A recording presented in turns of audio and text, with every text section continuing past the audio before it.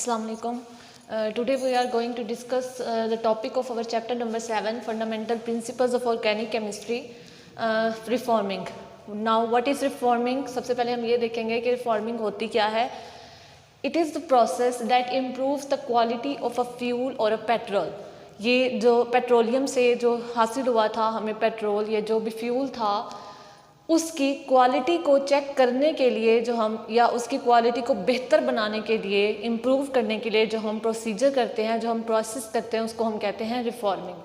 ठीक है, तो यहाँ पर अब रिफॉर्मिंग या ये जो प्रोसेस होता है इसको किस तरह से किया जाता है. सबसे पहले तो हमने ये देखना होता है कि जो फ्यूल है या जो पेट्रोल है उसकी क्वालिटी को कैसे चेक किया जाए कि इसकी क्वालिटी कैसी है. तो उसकी क्वालिटी को हम चेक करते हैं by octane number. What is octane number? Octane number होता है कि अगर तो किसी भी फ्यूल का या किसी भी पेट्रोल का या जो भी आप फ्यूल ले रहे हैं उसका अगर ऑक्टेन नंबर हाई होगा तो उसका जो वो जो फ्यूल होगा या जो पेट्रोल होगा वो गुड क्वालिटी का होगा. ठीक है, अगर उसका ऑक्टेन नंबर हाई होगा तो वो गुड क्वालिटी का फ्यूल होगा. अगर उसका ऑक्टेन नंबर लो होगा तो वो बैड क्वालिटी या फिर पुअर फ्यूल होगा. तो उसकी अब अगर उसका ऑक्टेन नंबर ऑलरेडी हाई है तो हमें ज़रूरत नहीं है कि उसको इम्प्रूव किया जाए. हम इम्प्रूव उसी कंडीशन में करेंगे अगर उसका ऑक्टेन नंबर लो होगा. तो अब उसको किस तरह से इम्प्रूव किया जाता है? By a process called reforming. ठीक है, जहाँ से हम फ्यूल की क्वालिटी को बेहतर बनाते हैं.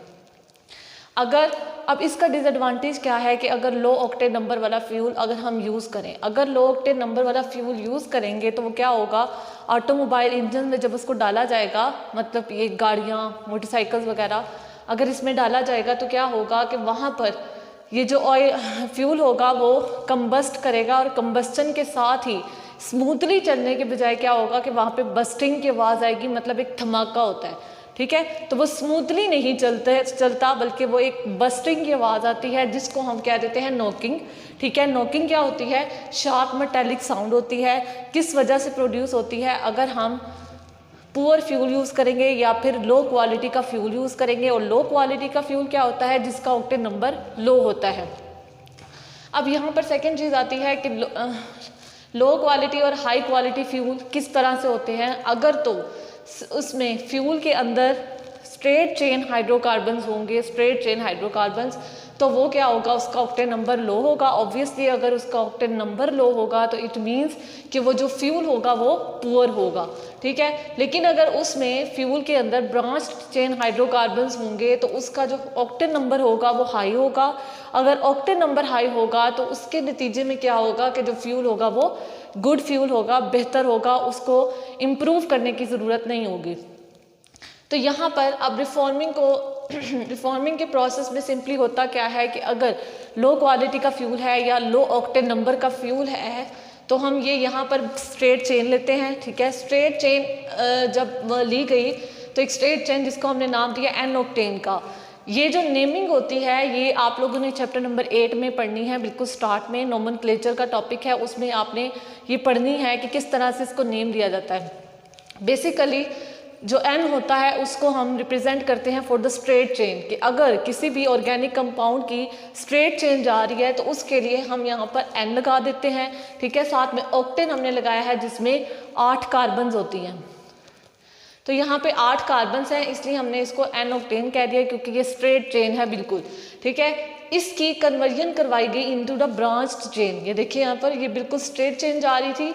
ठीक है, और यहाँ पर आके ये ब्रांचिंग आ गई. ब्रांचिंग में क्या हुआ है कि जो मिथाइल ग्रुप था वो बिल्कुल साइड्स पे आके लग गया, एक ऊपर, यहाँ पर, इस तरह से. ठीक है, किस तरह से इसकी ब्रेक डाउन करवाई गई या किस तरह से इसकी कन्वर्जन करवाई गई? इन the presence of the heat. ठीक है, हीट हमने इसको किया था. ठीक है, तो और साथ में एक कैटालिस्ट यूज़ किया, डेट इज एल्यूमिनियम ट्राइक्लोराइड. ठीक है, तो यहाँ पर एक कैटालिस्ट हम यूज़ करते हैं in the absence of the air. ठीक है, हमने एयर की एब्सेंस में ये प्रोसीजर करवाना होता है, ऑक्सीजन, ताकि इसके साथ रिएक्ट ना करे और कोई और कंपाउंड ना बना दे.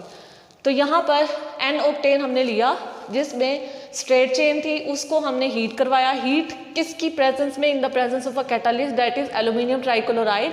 और ये जो एन ऑक्टेन था वो किस में कन्वर्ट हो गया? That is 2,2,4 trimethylpentane. ये नेम अब किस तरह से दिया गया है ये आप लोगों ने चैप्टर नंबर 8 में डिस्कस करना है कि किस तरह से दिया जाता है.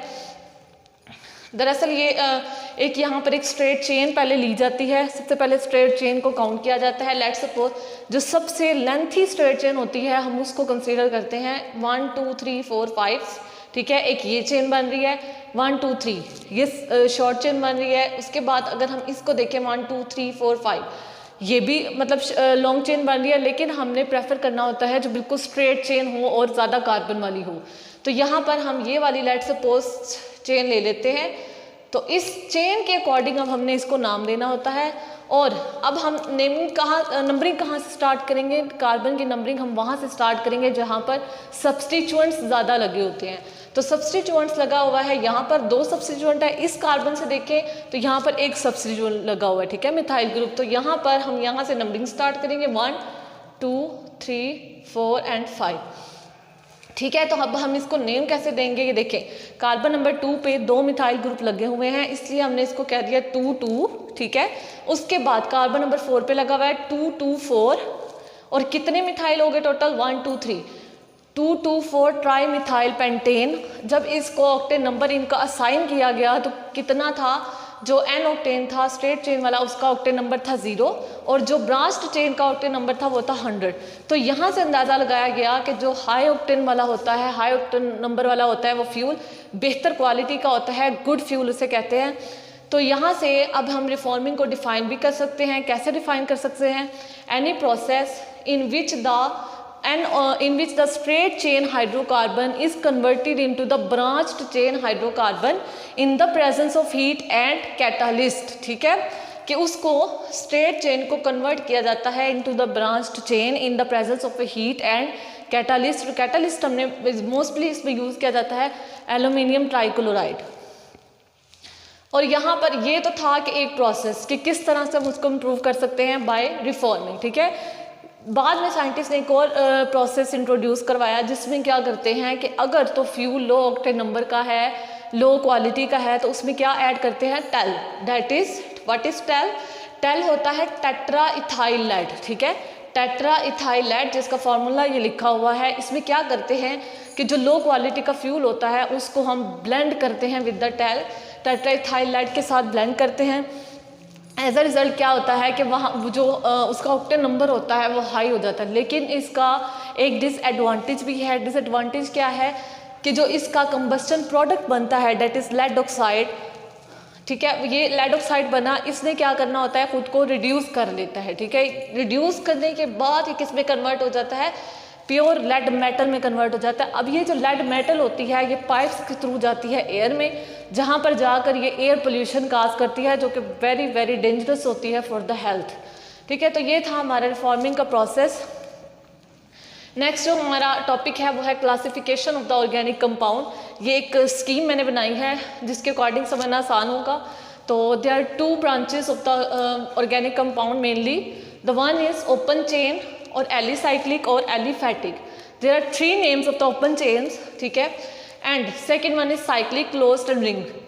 देयर आर आल्सो 3 नेम्स, ठीक है। तो यहाँ पर अब ओपन के वर्ड से ही आपको जाहिर हो रहा है कि मतलब ऐसी चेन जिसमें जो हाइड्रोकार्बन्स होंगे, जो कार्बन और हाइड्रोजन का जो मतलब होगा लिंक, वो क्या होगा? वो बिल्कुल सीधा सीधा होगा, ठीक है, ओपन खुला होगा। ब्रांचिंग नहीं, ब्रांचिंग तो होगी लेकिन वो बिल्कुल क्लोज नहीं होगा, बिल्कुल ओपन होगा। तो इसमें बेसिकली 2 इसकी फर्दर ब्रांचेज आ जाती हैं। सबसे पहली है straight chain and second one is branched chain.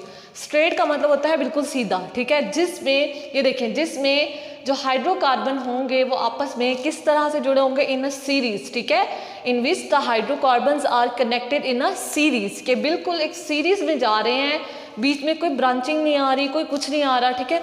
तो इसको हम नाम दे देते हैं एन प्रोपेन। ये जो नेम्स होंगे ये आप लोगों ने चैप्टर नंबर 8 में डिस्कस करने हैं।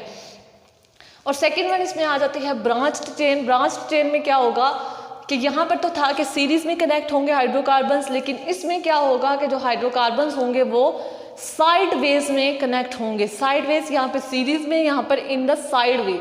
तो यहाँ पर देखें कि ये बिल्कुल स्ट्रेट जा रही थी, ठीक है, तो एक मिथाइल ग्रुप आके बिल्कुल साइड पे लग गया नीचे की तरफ, तो इसको हम कह देते हैं ब्रांच्ड चेन। और इसका जो नेम होगा वो होगा 2 मिथाइल प्रोपेन। आपकी बुक में फर्दर एग्जाम्पल्स भी गिवन है। तो तो नेक्स्ट वन इसमें आती है, ये थी ओपन चेन, एलिसाइक्लिक या एलिफैक्टिक, 3 नाम इसके होते हैं। ये MCQs में भी आ जाता है, शॉर्ट क्वेश्चन के लिए भी बहुत इंपॉर्टेंट है। तो सेकंड वन जो है साइक्लिक क्लोज्ड या रिंग, ऑब्वियसली नेम इंडिकेट कर रहा है कि ये बिल्कुल क्लोज होगा, बंद होगा, या फिर रिंग के फॉर्म में होगा। रिंग मतलब रिंग इस तरह से भी हो सकता है, रिंग इस तरह से भी हो सकता है। तो ये वाले जो होंगे, इस तरह के जो कंपाउंड होंगे या इस तरह का जो स्ट्रक्चर होगा ऑर्गेनिक कंपाउंड्स का, हाइड्रोकार्बन्स का, उसे हम क्या कह देते हैं, साइक्लिक क्लोज्ड या फिर रिंग। बेसिकली इसकी भी 2 ब्रांचेस हैं, कौन कौन सी, होमोसाइक्लिक और हेट्रोसाइक्लिक। होमोसाइक्लिक का दूसरा नाम होता है कार्बोसाइक्लिक। होमो का आपको नेम ही इंडिकेट कर रहा है, होमो का मतलब होता है सेम, ठीक है, सेम मतलब एक जैसे बिल्कुल। तो होमोसाइक्लिक या कार्बोसाइक्लिक में क्या होता है कि जो रिंग होगा, मतलब रिंग ही होगा ना, जो हाइड्रोकार्बन्स होंगे उन्होंने रिंग बनाया होगा, क्लोज्ड होंगे, लेकिन उसमें क्या होगा कि सारे के सारे जो एटम्स होंगे वो क्या होंगे, वो सारे के सारे कार्बन्स होंगे। कार्बन के अलावा कोई एटम नहीं होगा। यहाँ पर देखें, ये मैंने एग्जाम्पल दी हुई है, जैसे ये साइक्लोब्यूटेन इसको कहते हैं हम, और इसमें देखिए सारे के सारे कार्बन्स हैं, फर्दर उसके साथ हाइड्रोजन है, लेकिन मेन बॉन्ड तो कार्बन के दरमियान बन रहा है ना। तो ये सारे के सारे कार्बन एटम्स जिसमें होंगे उसे क्या कह देंगे, होमोसाइक्लिक, जिसमें एक जैसे ही एटम्स के दरमियान बॉन्ड बना होगा, ठीक है। और साइक्लिक मतलब क्लोज्ड फॉर्म में होगा, not in the open chain. और सेकेंड वन इसमें आता है हेट्रोसाइक्लिक। हेट्रो मतलब कि डिफरेंट, ठीक है। यहाँ पर था होमो सेम और हेट्रो होगा डिफरेंट, कि इसमें एक से ज़्यादा डिफरेंट एटम्स, एक से ज़्यादा काइंड के पाए जा सकते हैं, और होगा वही क्लोज्ड फॉर्म में ही स्ट्रक्चर होगा, ठीक है। होमोसाइक्लिक के 2 बेसिकली टाइप्स हैं, एक है एलिसाइक्लिक और दूसरी है एरोमेटिक। एलिसाइक्लिक में क्या होता है कि इसमें भी जो होगा वो एक ही कार्बन, मतलब एक ही जो स्ट्रक्चर होगा उसमें एक ही किस्म का एटम होगा, डेट इज कार्बन, ठीक है। अब यहाँ पर देखिए ये सारे कार्बन ही कार्बन हैं और बिल्कुल एक रिंग की फॉर्म में ही बनाया गया है, ठीक है। तो यहाँ पर एलिसाइक्लिक में क्या होगा कि जितने भी एटम्स होंगे वो सारे के सारे कार्बन्स ही होंगे, कार्बन के साथ फर्दर हाइड्रोजन अटैच होंगे। और जो एरोमेटिक होती है, एरोमेटिक का वर्ड निकला है अरोमा से, अरोमा मीन होता है फ्रेगरेंस, ठीक है। और एरोमेटिक मीन जिसमें एक बेंजीन रिंग आ जाता है। तो यहाँ पर देखिए एरोमेटिक, ये बेंजीन रिंग वाला स्ट्रक्चर मैंने ड्रॉ किया हुआ है। इसकी बेसिकली यहाँ पर 2 टाइप्स आ जाती हैं। एक के साथ तो ये होगा कि बेंजीन रिंग के साथ फंक्शनल ग्रुप अटैच होगा, और दूसरे के साथ ये होगा कि जो बेंजीन रिंग्स होंगे वो आपस में अटैच होंगे। तो यहाँ पर देखें ये जो बेंजीन रिंग है इसके साथ एक फंक्शनल ग्रुप अटैच है। फंक्शनल ग्रुप क्या होता है ये भी मैं आगे डिस्कस करूँगी। तो ये फंक्शनल ग्रुप अटैच है और इसको नाम दे दिया गया है टोलुइन, ठीक है। इसके साथ मिथाइल ग्रुप अटैच है। और जो फ्यूज होगा उसमें क्या होगा कि इसमें बेंजीन रिंग आपस में अटैच होंगे। यहाँ पर देखें कि ये जो 2 बेंजीन रिंग है ये आपस में अटैच है। इसी तरह 3 भी आ सकते हैं, इसी तरह 4 भी आ सकते हैं। और ये लाजमी नहीं है कि ये एक सीरीज में कनेक्ट होंगे, ये ब्रांचिंग में भी कनेक्ट हो सकते हैं। सपोज कि यहाँ पर एक और लगा हो, ठीक है, तो इसके साथ यहाँ पे भी एक लग सकता है इस तरह से। तो ये इस तरह से भी जो बेंजीन रिंग्स होते हैं वो आपस में फ्यूज्ड फॉर्म में भी एग्जिस्ट कर सकते हैं। नेक्स्ट वन जो है वो है हेट्रोसाइक्लिक। ये मैंने पहले ही आपको बताया है कि जिसमें एक से ज़्यादा काइंड के एटम्स होंगे, कार्बन के अलावा भी एटम एग्जिस्ट करेगा, और इनको हम एक और नाम देते हैं डेट आर हेट्रोसाइकल्स। और इसकी जो एग्जाम्पल है यहाँ पर देखिए, ये यहाँ पे भी कार्बन था, यहाँ पे भी कार्बन था, यहाँ पे भी और यहाँ पे भी, लेकिन कार्बन के साथ साथ क्या आ गया नीचे, एन, नाइट्रोजन भी आ गया है, और साथ में क्या है, बेंजीन रिंग है, और इसका नेम क्या होगा, डेट इज पायरिडीन, ठीक है। तो यहाँ पर इसकी बेसिकली 2 टाइप्स होती हैं, सैचुरेटेड एंड अनसैचुरेटेड। सैचुरेटेड में क्या होता है कि अगर तो इसमें सारे में सिंगल बॉन्ड होगा तो उसे क्या कह देंगे, सैचुरेटेड। और अगर इसमें डबल बॉन्ड आ जाएगा या ट्रिपल बॉन्ड आ जाएगा तो उसे क्या कह देते हैं, अनसैचुरेटेड। अनसैचुरेटेड की भी फर्दर 2 टाइप्स है, एरोमेटिक या फिर नॉन एरोमेटिक। अब इसमें क्या होगा कि एरोमेटिक अगर होगा तो उसमें बेंजीन रिंग इन्वॉल्व हो जाएगा, अगर नॉन एरोमेटिक होगा तो उसमें बेंजीन रिंग नहीं आएगा, बल्कि वो एक सिर्फ क्लोज चेन आ जाएगी। वो इस तरह का भी स्ट्रक्चर हो सकता है या फिर वो 3 कार्बन्स वाला भी हो सकता है। तो ये था हमारा topic, classification of the organic compound. Next इंशाल्लाह आगे डिस्कस करेंगे। अल्लाह हाफिज़।